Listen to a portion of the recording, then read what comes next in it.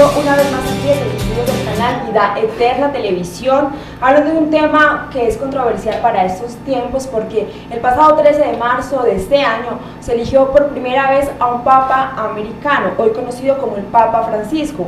Pero quisimos saber un poco más en qué repercute esta decisión en la Iglesia Adventista y a nosotros como comunidad cristiana, en qué nos afecta, y para eso obviamente nos acompañan dos invitados de lujo porque yo quiero que ustedes se relacionen con ellos porque los van a estar viendo seguido en estas pantallas durante las emisiones de este programa. Bienvenido Alfonso y Alberto. Gracias por la invitación, Marcelo. Bueno, quiero decirles, Alfonso Garzón, él es un miembro de la Iglesia Adventista de Palermo y actualmente es politólogo. Él también hizo su especialización en politología, ¿sí se dice así? Perdón. Sí, es politólogo. Politólogo en España. Y también tenemos a Alberto, que también hizo su especialización en administración pública. Bueno, muchachos, para empezar yo quisiera saber por qué es tan importante el nombramiento de un jefe de Estado en el Vaticano. ¿Por qué es tan importante? Porque el mundo pone sus ojos en esos movimientos y en esas decisiones. ¿Quién quiere empezar a hablar? Bueno, pues estamos hablando de una población de más de 1.000 millones de creyentes alrededor de todo el mundo. Es tal vez la iglesia cristiana más grande, pues no es tal vez, es la iglesia cristiana más grande que hay en el mundo. Su presencia, su importancia y la injerencia que tiene en todos los países, pues yo creo que le da pues esa connotación de importancia, ¿no? En especial en países como los nuestros, América Latina, donde la población es predominantemente católica. Este suceso pues le llama mucho la atención a los habitantes de este país, pues por esto, además también pues por las relaciones que han tenido la iglesia con la mayoría de estados en esta parte del mundo, básicamente en África y en América. Entonces pues yo creo que esa es una de las razones principales por las que hoy el nombramiento del jefe de Estado de la Ciudad del Vaticano pues representa pues un evento de suma importancia pues para muchos creyentes en el mundo. Alfonso. Sí, sin duda que ese fue un evento de trascendencia porque difícilmente uno encuentra que un jefe de Estado cualquiera en el mundo pueda atraer 132 delegaciones diplomáticas como ocurrió en esta ocasión. Tanta prensa. Uno observaba permanentemente en las revistas, en los periódicos, que todos los días y a toda hora permanentemente estaba la expectativa. ¿Qué es lo que hace eso? Pues sin duda lo que ha referido Alberto, y creo que hay un poder económico muy fuerte detrás que es importante tenerlo en cuenta. Adicionalmente, la capacidad de generación de opinión que tiene desde los púlpitos, permanentemente dándose directrices a la forma como las personas pueden modificar su pensamiento o su opinión frente a los poderes políticos. En 1.200 millones o de 1.000 a 1.200 millones de personas es algo que necesariamente se debe tener en cuenta como ejercicio de poder y que tiene una influencia enorme, no solamente aquí en nuestras latitudes, sino que Verbi Gracia, el caso de España, que tuvo tanta influencia en su proceso de colonización, no solamente acá, sino también, como decían, en la parte del África, incluso en algunos elementos como en Filipinas, ¿cierto? En esa parte asiática, pues representa que hay una herencia católica muy fuerte y como tal, esas personas son susceptibles de ser influenciadas por la opinión. Porque vimos ese día en la plaza, estaba llenísimo, había como, no sé, no recuerdo ahorita la cifra, pero la ovación al Papa cuando él salió, se presentó a la gente fue tal, porque lo que ustedes dicen también es cierto. La Iglesia Católica pues la iglesia que tiene más seguidores y para ellos la figura del Papa, de pronto los que no conocen mucho, no es simplemente que pues es como el poder, ¿no? Como el representante de Dios que ellos dicen en la tierra, ¿no? Pero de eso vamos a hablar más adelante. Se dice que el Papa o el Vaticano es un poder muy fuerte, aún más que los Estados Unidos. ¿Esto es cierto? ¿Son tan poderosos como dicen ser o como pues se conocen? Bueno, pues no es un mito, es una realidad. Lo que dice aquí Alfonso es muy cierto. La presencia que tiene la iglesia a través de todas sus órdenes y programas misioneros es muy grande en el mundo. Tiene presencia en casi que todo el orbe a través de las conferencias episcopales y bueno, toda su organización eclesiástica le da pues una autoridad sobre muchas naciones. En el caso nuestro, por ejemplo, en el caso de nosotros como país, lo que dice el secretario de la conferencia episcopal o lo que dice el cardenal primado de Colombia, pues es casi que una palabra de Dios y son autoridad. Nosotros lo vemos a diario cuando en el proceso de paz, que los que más opinan al respecto son los prelados, y lo que ellos dicen pues resulta de suma importancia para cualquier decisión, porque lo que ellos dicen pues en últimas termina siendo, como decía Alfonso, moldeado por la opinión de la gente, porque bien lo dice él, cada domingo tienen la oportunidad de llegarle a más de la mitad de la población de este país, y supongo yo que puede ser en la quinta parte de la población mundial.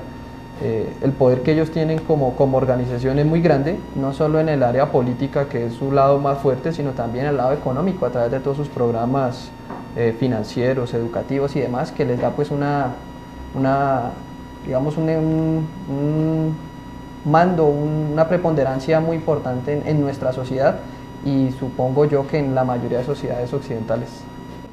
Sí, cuando uno analiza el fenómeno del poder, tiene que de pronto hacer como una escisión, dividirlo un poco, porque sin duda que si uno hablara, vamos a decir, del poder militar, pues obviamente no lo tienen, ¿sí? Lo tuvieron durante mucho tiempo, y lo tuvieron a través del ejercicio de las alianzas que hubo, como mencionamos ahora, a través de distintos estados en los cuales se podían manifestar autorizando los reyes, pero actualmente pues no tienen ese poder militar, pero sí esa capacidad de influencia.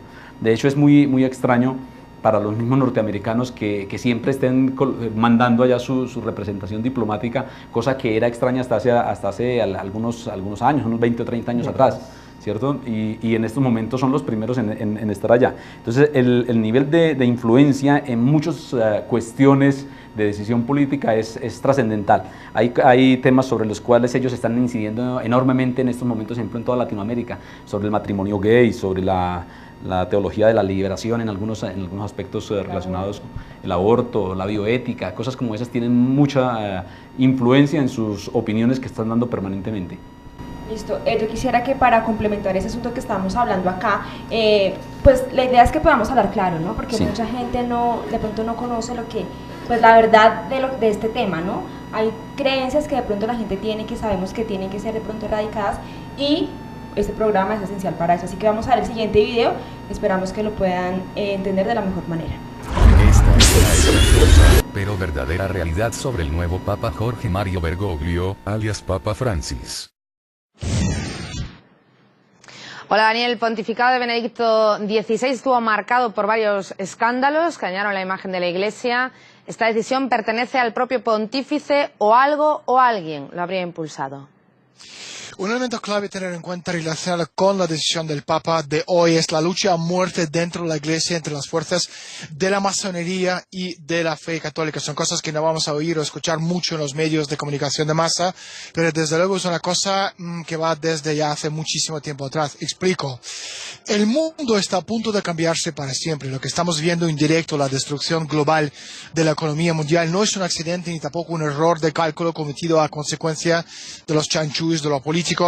Ya hemos hablado mucho de eso, somos 7.000 millones de personas y la élite necesita reducir la población mundial, esto ya lo hemos comentado. Por detrás están los poderes fácticos financieros, y el Vaticano es una de las empresas financieras más grandes de la historia. Su papel desde siempre ha sido no tanto a salvar las almas de los fieles, sino como una entidad financiera librando esta batalla sin cuartel para proteger la riqueza acumulada casi durante 2000 años. Igual si quieres llamarlo gobierno mundial o empresa mundial, o sea, no tiene importancia, y en este campo el Vaticano es uno de los principales enemigos de algunos de los sociedades secretas más poderosos del mundo, y de ahí viene esta lucha entre el Vaticano, el Papa y la masonería, que está muy infiltrado dentro del Vaticano, y todos están luchando por los mismos intereses, hacerse con el control del mundo. Las almas en este juego es un acto secundario. Ahora la Iglesia, como ya he comentado, está desde siempre infiltrado por la masonería, y algunos de los puestos más importantes últimamente, ¿no?, los últimos décadas, ha sido en las manos de la masonería. Por ejemplo, Benedetto Argentieri, el patriarca de la Santa Sede, Cardinal Agustín Bella, era secretario del Estado y la figura más próxima al Papa con Juan XXIII y Pablo VI, Cardinal Sebastiano Baggio, el prefecto de la Sagrada Congregación de Obispos. Es una congregación importantísima porque nombra a los obispos nuevos.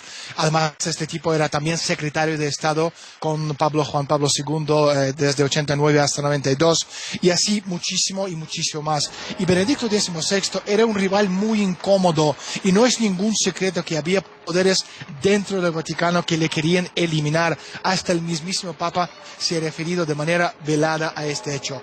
¿Por qué ahora? Bueno, de hecho, según la información que tengo, el Papa quiso dimitir 21 de diciembre del año 2012, y para entender por qué esa fecha, y no, ojo, no tiene nada que ver con el calendario maya, tenemos que entrar en el mundo de oculto y de las sociedades secretas. Otra vez vuelvo a repetir cosas que ningún medio de comunicación de masa jamás tocará. En el mundo oculto hemos entrado en un ciclo nuevo. Este ciclo se llama el ciclo de precisión, y es la cantidad de tiempo estimada en aproximadamente 26.000 años que lleva el eje de la Tierra en completar una vuelta completa, mientras que el planeta Tierra va deambulándose en su órbita del Sol a lo largo de todo este tiempo. Durante este ciclo, la eje de la Tierra está orientada hacia uno de los 12 y ahora 13 signos zodiacales de aproximadamente 2.000 años cada uno. Por eso estamos hablando de en total de 26.000 años, que es conocido como Gran Era. Y este tiempo ha llegado a su fin. Cuando estamos hablando del mundo de símbolos, sociedades secretas, masonerías, rituales y ritos antiguos, lo que le acabo de contar, en fin de este periodo de 26.000 años, ten en cuenta que la fecha 21 de diciembre del año 2012 no era solo el solsticio del invierno anual con el sol en su punto más bajo, sino también marcó el fin de la Gran Era. De hecho, el Papa, vuelvo a repetir, pensaba en dimitir esa fecha, pero le convencieron que era demasiado arriesgado dado las circunstancias y el simbolismo. Entonces, seguramente hay muchísimo más detrás de la decisión del Papa Benedicto XVI, pero lo que es absolutamente seguro, la verdad tiene poco que ver con lo que nos van a contar los medios de comunicación de masa. Daniel, supuestamente el pontífice ha anunciado personalmente que la causa es su estado de salud. Sin embargo, durante siglos la Iglesia Católica estaba encabezada por gente de avanzada edad. Si se pusiera al frente del Vaticano una persona más joven, ¿cambiaría la imagen? No, porque yo creo que lo que tiene que cambiar es la forma de entender cómo funciona el mundo, y esto es una cosa que difícilmente van a entender, porque vuelvo a repetir, el Vaticano, la parte dura, la parte gruesa, el eje, puedes llamarlo si quieres llamarlo así, está en las manos de la masonería, y eso es una cosa, o destrozas la masonería y la eliminas de la Iglesia, o lo que tú vas a tener de aquí hacia el futuro va a ser aún peor de lo que hemos tenido hasta ahora. Gracias por continuar con nosotros, seguimos hablando de este tema, muy interesante, muy bueno y muy provechoso para nuestra vida espiritual y para nuestros conocimientos, para que podamos aprender un poco más de estos movimientos. Pero antes de continuar, quisiera recordarles a ustedes que nos pueden escribir a través de nuestra página en Facebook y también a nuestro correo forjadores@canalvidaeterna.tv. Con gusto estamos atentos a escuchar todas sus opiniones, sus comentarios frente a este tema, y sabemos que este tema estamos hablando porque ustedes precisamente nos lo sugirieron a través de nuestras redes sociales, así que bueno, esperamos que les guste y que lo que estamos hablando acá con nuestros invitados pueda ser de provecho para ustedes. Quisiera continuar hablando y conociendo en qué nos afectan los movimientos del Vaticano nosotros como Iglesia Adventista. Bueno, yo al respecto siempre he sido como muy apático a un tema. Mi abuela siempre cuando suceden estas cosas siempre llama a mi mamá y le dice, mija, ahora sí se va a acabar el mundo, ahora sí viene la ley dominical y bueno y tal. Y es lo que alguna vez cuando hablábamos con unos amigos llamábamos que a veces nosotros como cristianos somos adventistas rateros, adventistas de momentos, de cuando sucede algo, que hay un terremoto, que hay un incendio, que la elección de un nuevo presidente en Estados Unidos, que un nuevo papa, bueno, etcétera. Y nos dejamos más llevar es por esa clase de sucesos, o sea, como del momento, entonces mientras pasa el acontecimiento como que nos reavivamos y ya después como que... Yo creo que a nosotros más como adventistas que nos afecte esta clase de decisiones, yo creo que es más como confirmarnos a nosotros como creyentes lo que dice el apóstol Pablo, que no hay un reino ni hay una autoridad que no se ponga si no es por la voluntad de Dios. Entonces creería yo que esto más que llenarnos de miedo, pánico o de generar cualquier otra clase de comentarios, lo que más debe es afirmarnos que Dios está al control y que como creyentes nosotros debemos estar fieles, firmes en las promesas de Dios, y antes ver esto como una buena señal, ¿no? Que los tiempos que habla la profecía pues son ciertos y que el fin se acerca, y que lo que mejor debemos hacer es prepararnos antes que asustarnos o llenarnos de pánico y andar temerosos.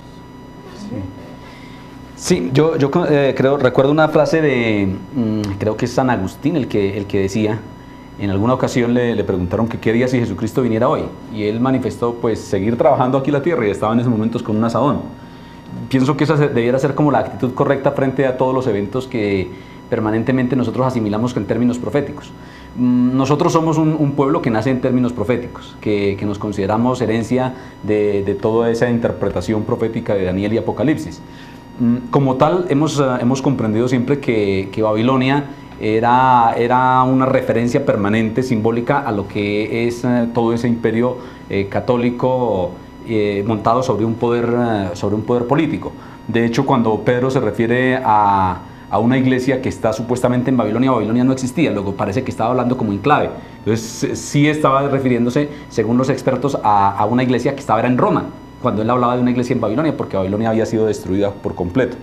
Entonces, en ese entendido, como nosotros interpretamos la palabra profética de Apocalipsis, entendemos que todo eso que está ocurriendo con Babilonia está correlacionado con estos temas políticos que ocurren en el Vaticano actualmente.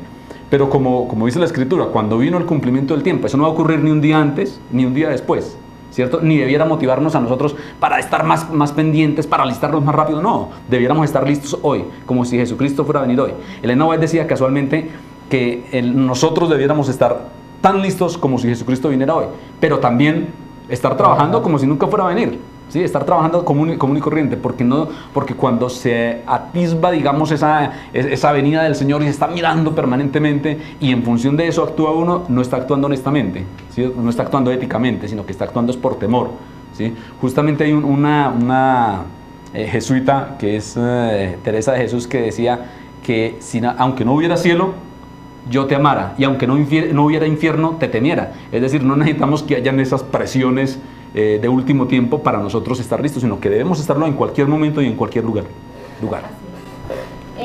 Bueno, yo quisiera también seguirles preguntando a ustedes.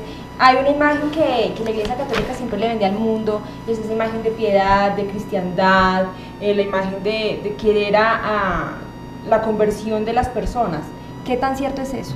¿Ustedes creen en eso o qué piensan de la imagen que ellos proyectan? ¿Es verdadera o es falsa? Bueno, yo creo que ese es un tema ya, digámoslo, un tanto, espinoso, en el sentido de juzgar el comportamiento de una organización o de una persona. Lo que la Escritura nos enseña es que esta organización como tal es una organización que profesa una teología que no es bíblica. No quiero decir con eso que todos los católicos viven en el error, porque yo conozco muchos sacerdotes jesuitas que llevan una vida cristiana mucho más devota que nosotros. Conocí uno en el Guamo y en el Espinal, que es un tipo muy dedicado, un joven, muy dedicado, muy consagrado a esa causa y convencido de lo que cree, y juzgar pues la creencia de él, pues me parece que no es como lo cristiano. Pero lo que sí nos enseña la Biblia es que como organización es una organización que tiene muchos defectos, sobre todo teológicos, porque enseña como verdades lo que la Biblia no enseña: el estado de los muertos, el día de reposo, la veneración de los santos, la adoración misma a los seres humanos, las imágenes, las reliquias, las indulgencias, toda una serie de prácticas religiosas que la Biblia no enseña. Lo que consideraría yo que nosotros como creyentes deberíamos es indagar acerca también si nosotros como creyentes hacemos parte de estas prácticas de forma inconsciente. Pongo un caso así como muy pequeño: cuando una persona está enferma tienen la costumbre de pedir que lo unjan, pero ya es cuando ya el personaje está en las últimas. Entonces el pastor le dice al hermano que si quiere los santos óleos o quiere que le unja para que se sane, ¿sí? Aún entre nosotros como creyentes de toda la vida siguen muchas de esas prácticas en nuestra forma religiosa, y creo yo que pues lo que más deberíamos nosotros es indagar acerca de si nosotros también hacemos parte de esas prácticas, si nosotros realmente creemos en lo que decimos en un escrito está, o pues podemos estar pues ahí como todavía debatiéndonos al respecto. Bueno, a mí me llama la atención, quiero recomendarles este libro que se llama El Adventista y unas varias opciones ahí, y una de ellas dice el Adventista y los católicos, del señor John Grass. Es un libro institucional, quien es el director de Libertad Religiosa, ¿cierto? Y él tiene algunas consideraciones que me parecen aportantes frente a esto. Uno es que nosotros como personas, y esta es una posición oficial de la Iglesia, dice: rechazamos el fanatismo contra cualquier persona sin tomar en cuenta su raza, nacionalidad o credo religioso. Es decir, nosotros no podemos ser como, utilizar una frase tal vez como chauvinistas de que todo el mundo está cortado con la misma actividad por ser católico. No, de hecho hay muchísimos católicos que encontrarán la salvación en esa iglesia. ¿Sí? Muchísimos que la van a encontrar. Eso pudiera sonar herético entre nuestra perspectiva, sí, pero es una realidad, porque Dios va a exigir de acuerdo a la luz que hayan recibido, y la luz que hayan recibido en su mejor leal saber y entender, que hayan reaccionado frente a ese conocimiento, cómo hayan reaccionado frente a eso. Y eso está claro con el ladrón en la cruz, ¿cierto? Él no recibió mayor conocimiento, pero con el que obtuvo, actuó coherentemente. Y eso es lo que Dios va a pedir de nosotros, y eso está claramente explicado por Romanos. Hay una cosa que ahora, viéndolo desde una perspectiva institucional, como lo decía Alberto, pues nosotros no podemos dejar de recordar toda la herencia histórica que ha significado el catolicismo a través de las edades. Y uno se vuelve... le da pavor escuchar o mirar o observar películas que tienen que ver con eso, porque es cantidad y miles de personas, y miles, y quizás hasta no sé si millones de personas hayan podido ser atacadas, sacadas, las cruzadas, montones de cosas que uno conoce desde la perspectiva del poder, la Inquisición, ¿cierto? Que han ejercido terriblemente como institucionalidad, y que están fielmente descritas por las Sagradas Escrituras en el libro de Apocalipsis. Persiguió la iglesia durante muchísimos años, ¿cierto? Y actualmente, pues ese papel, digamos que ha sido rebajado, camuflado, no sabría decirlo con exactitud, ¿cierto? Pero no podemos desconocer tampoco el futuro previsto en las Sagradas Escrituras, y nosotros como tal somos un pueblo de la profecía, nacemos y vivimos en medio de la profecía, ¿cierto? Entonces no se puede desconocer ni ese pasado ni ese futuro para hacer un análisis en función de la institucionalidad, sin desconocer lo que significan los individuos, que es una cosa muy distinta. Yo quisiera añadir una cosa muy pequeña. Yo creo que en este caso sucede como en Estados Unidos. Estados Unidos para muchos seres humanos es el país de la libertad. Sin embargo, es el país donde más difícilmente se puede ejercer la libertad política. Es uno de los pocos países donde su régimen político es bipartidista. O sea, es un tema de locos. En toda la historia republicana de los Estados Unidos de Norteamérica solo ha habido presidentes demócratas o republicanos, y eso pues habla un poco de lo restringida que es la misma democracia norteamericana. Lo mismo sucede con estas instituciones tan grandes como la iglesia, que ellos pueden mantener un manto como el que proveen los mismos estados, de un manto de que esa es la tierra de la libertad, pero es el país donde ejercer las libertades democráticas es más difícil que en cualquier otra parte del mundo. Lo mismo sucede dentro de la iglesia católica. Ellos se promueven y se presentan como la iglesia más generosa y bondadosa hacia los pobres, pero lejos está de eso. De hecho, el mismo Papa en una de sus homilías lo dijo después de la posesión, ¿no? Los pastores tienen que oler a ovejas. O sea, es el mismo malestar que hay dentro del mismo creyente católico, que la iglesia, a pesar de que se muestra muy amiga, muy cercana a la gente, es una organización que está muy distante y alejada de los problemas de la gente. Entonces, porque una persona o una organización diga algo no significa que es realidad. Vuelvo al caso de Estados Unidos. El país de la libertad democrática es el país más antidemocrático del mundo en términos de ejercicio del quehacer político. Sí. Bueno, yo estoy de acuerdo con ustedes. Una cosa es hablar de católicos, otra cosa es hablar de la institución. Sí, porque sí, yo conozco también católicos muy buenos, muy consagrados a su causa, muy creyentes, unas personas que son muy cristianas, su actitud es muy cristiana. Así es. Pero yo lo que quiero hablar es a la institución como tal, a lo que los dirigentes saben que los creyentes no saben, ¿sí? Porque son ellos los que tienen la verdad y los que quizás engañan a las personas, y ellos saben que están engañando a la gente. Y eso yo lo he escuchado y lo he visto en diversas conferencias. No sé si ustedes han escuchado a Walter Bright. Walter Bright, sí, los mismos sacerdotes, ellos tienen esa misma posición, ¿no?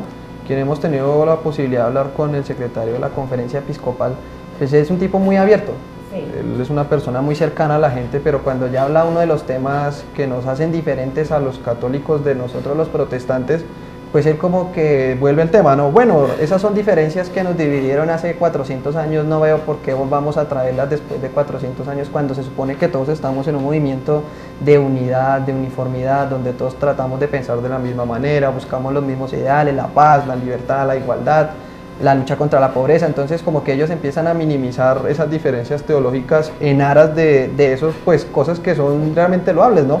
La libertad, la igualdad, la lucha contra la pobreza, pero que como bien dice la escritura, pues son meros mantos, ¿no? Un manto de justicia. El hecho de que yo diga que soy una persona justa no significa que realmente sea justa. Bien lo decía algún periodista el día de la elección, que era un católico, en un comentario en un periódico, que él no concebía cómo la iglesia gastara millones de dólares en la coronación de un prelado, cuando muchos de sus feligreses, a no pocos metros de Roma, viven en condiciones paupérrimas. Entonces pues como que son hechos que pues a mucha gente nos hacen reflexionar, a otros los llevan al escepticismo, y que nosotros pues como cristianos estudiosos de la Biblia pues deberíamos prestar atención a lo que la Biblia enseña acerca de este poder, de sus creencias, de sus formas, y de cómo nosotros pues estamos llamados a salir de ese engaño y buscar lo que enseña la Biblia, porque la Biblia nos llama a una religión pura, a la religión del primer amor, a esa iglesia de Éfeso donde se nos llama a ser amorosos, a cuidar del prójimo, a seguir los mandamientos de Dios, guardar sus leyes, sus estatutos, estudiar su Biblia como lo hacían los bereanos. Y esa es la religión pues que la Biblia nos enseña.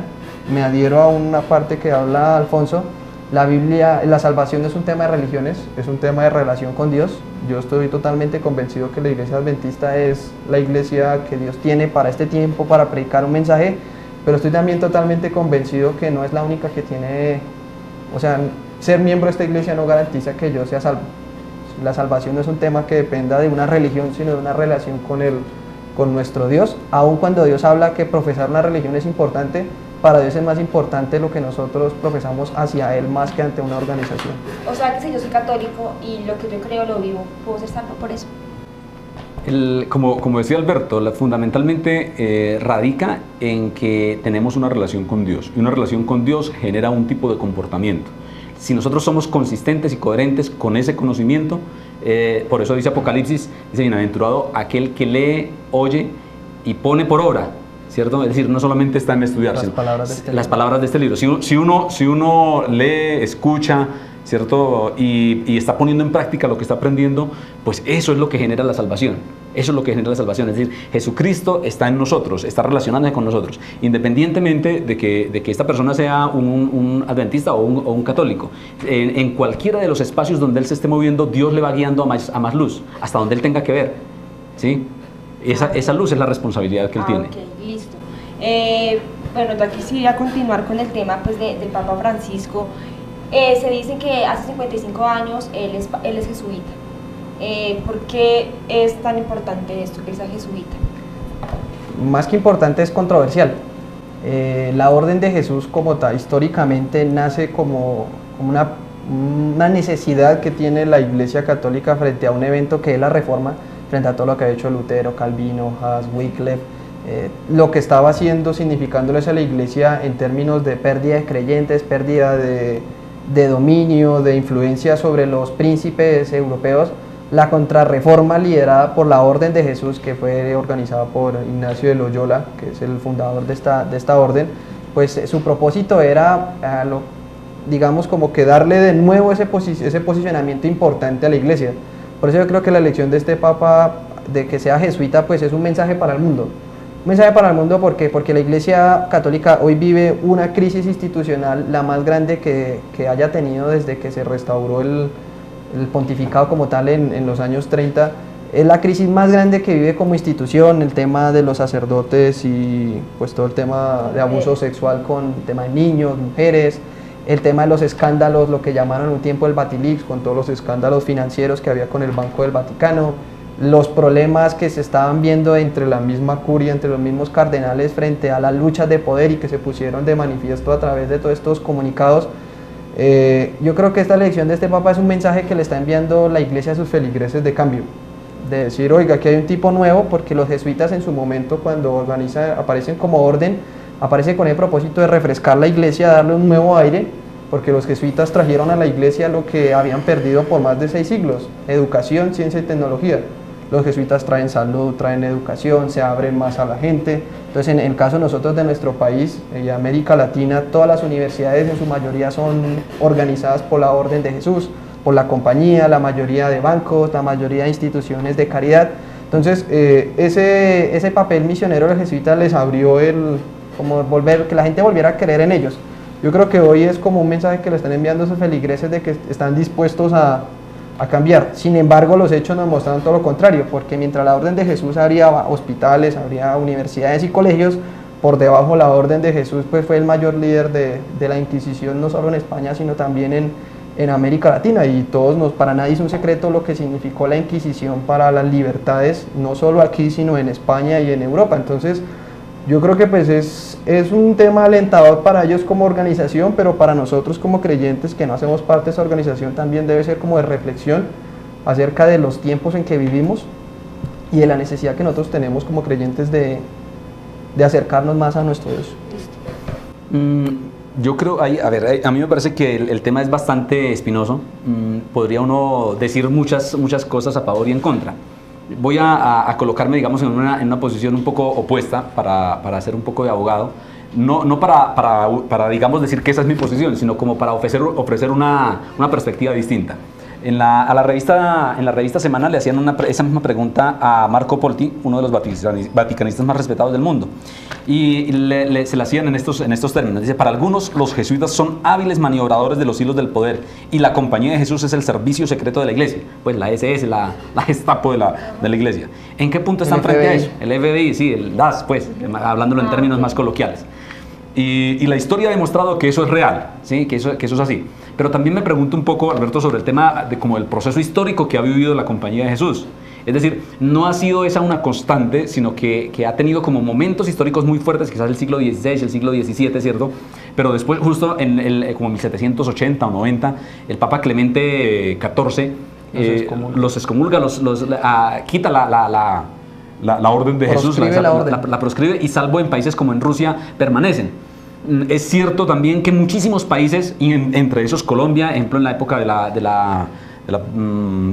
la parte liberal más fuerte, como cuando se hizo en 1863, Mosquera, el general Mosquera, Tomás Cipriano de Mosquera, ¿cierto? Hizo todo el proceso de quitar los bienes, la desamortización de bienes a manos muertas, ¿cierto? Y en ese caso sacaron a los jesuitas de Colombia. Pero eso ocurrió casi en todos los países de Latinoamérica, y ocurrió no solamente aquí, sino también para la época que estaba hablando, en 1760, ocurrió en España, ocurrió en Francia, ocurrió en Alemania, ocurrió en muchísimos países. Incluso el mismo Napoleón decía, no, es que ellos realmente no son una orden cristiana, ellos son unos militares y tienen su factor fundamental en el poder, ¿cierto? Ronda por internet, ejemplo, algunos documentos que muestran cuáles son los votos que ellos hacen. No sé qué tan ciertos serán, pero son terribles, pero no sé qué tan ciertos puedan ser porque a veces hay también un prurito, una piquiña de que nos sentimos perseguidos, y entonces aparecen montones de cosas que no tienen mucho soporte, ¿cierto? Entonces, frente a esos procesos también hay que reconocer que en los últimos tiempos el factor, digamos, de las universidades, de los colegios, ha sido como su frente de ataque más fuerte. La educación, ¿cierto? De hecho, ellos se dieron cuenta que como movimiento el movimiento protestante nace y se fortalece en función de una educación, pero de hogar, pues, ¿cierto? Y ellos ven eso de la imprenta, ¿cierto? En los libros, todas las personas aprenden a leer, los campesinos en Suecia, en Alemania, se rebelan y se levantan contra el poder de la iglesia y la forma como los aplastaban. Entonces, aquí en este caso pienso yo que el poder fundamental está al lado del tema de la educación, ¿cierto? De descubrir cómo se puede. Curioso, casi que 20 o más presidentes de Colombia han salido de San Bartolomé. Del Colegio Mayor de San Bartolomé. Enrique, ya casi se nos acaba el tiempo, pues en 30 minutos, mira cómo pasan de rápido, hay muchas cosas que nos faltan por hablar, pero quisiera rápidamente que ustedes me dijeran dos cosas. Primero, ¿qué representa el Papa, según la Biblia? ¿Qué dice Dios que representa el Papa? No lo que la gente dice, sino lo que en realidad representa, y algo que la gente debe saber, digamos que una verdad que no pueden dejar de saber.